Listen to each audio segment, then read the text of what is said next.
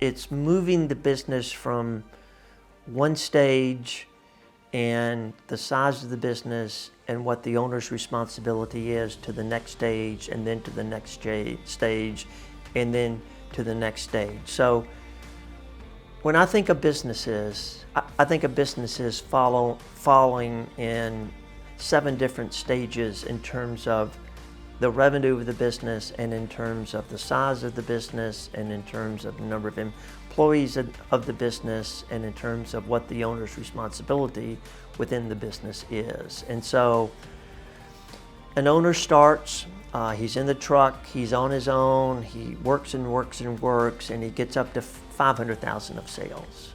And then it's him and maybe another guy in the truck, and he's got a business now. And then he continues to grow, and he pushes the business from 500,000 of sales to $1 million of sales. And when he gets to $1 million of sales, the business begins to grow and expand. And so it's not just him.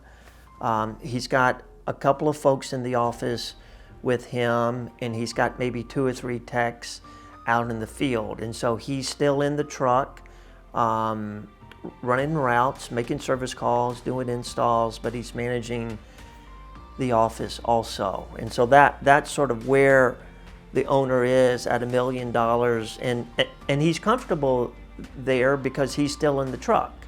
Now, when you go from $1 million to $2.5 million, the business grows yet again. And so the owner, you've got maybe 3 people in the office, and you've got maybe 6 to 10 techs that are out in the field. And so the owner has come out of the truck. He's in the office full time now. He's doing sales, he's doing estimating, he's managing the office staff. He's probably got a lead technician that manages the majority of the technical questions that come up, but he's having to get involved with the techs also. But he's still very much involved in the business at $2.5 million. And so now the business goes from $2.5 million to say $7.5 million. The business changes yet again.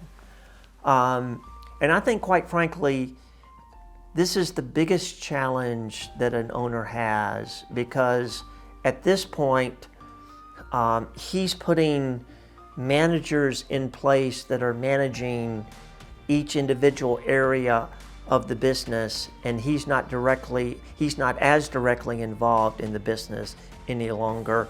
He's managing these managers. And so he's got a sales manager, he's got a finance manager, he's got an operation manager, he's got a technician manager. And so he's much more managing the managers and managing the business, and he's not involved in the field operations as well. And that takes you up to $7.5 million. And then as the business grows again, it gets to $15 million, and the owner responsibilities change again. And then it gets $30 million and above, and the owner's responsibilities change again. As you go through all of those changes, and as the size of the business changes, as the number of employees change, and as the owner's responsibility change, I think the hardest transition that owners go through is when they get to that $2.5–3 million revenue level and beyond, because it's at that point that they're hiring a middle management team that's actually running the business, and they're managing them.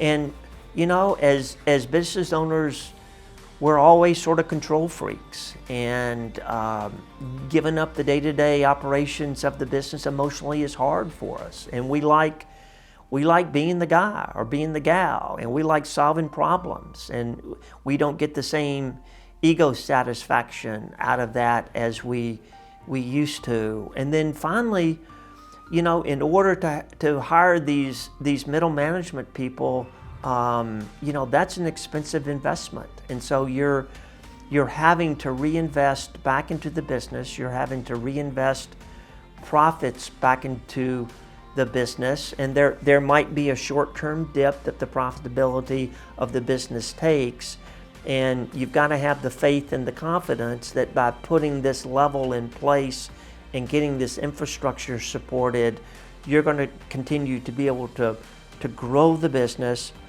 that you can quickly make up the additional expenses that are being layered on the business, and the business is going to continue to grow. Your margins are going to continue to stay the same. The cash flow of the business is going to grow.